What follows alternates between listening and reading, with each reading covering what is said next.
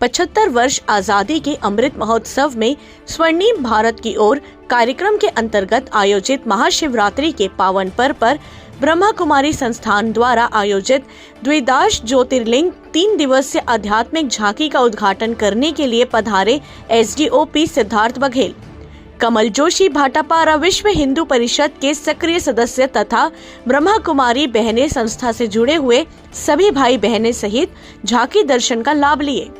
साथ ही नगरवासी जन भी अवलोकन करते हुए उक्त दर्शन लाभ ले रहे हैं।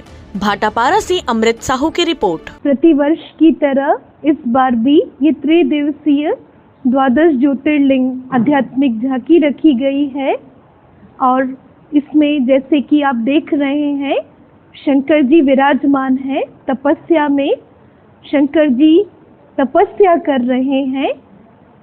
किनकी? जैसे कि हम सब सुनते हैं शंकर जी एक मंत्र का जाप करते हैं, ओम नमः शिवाय।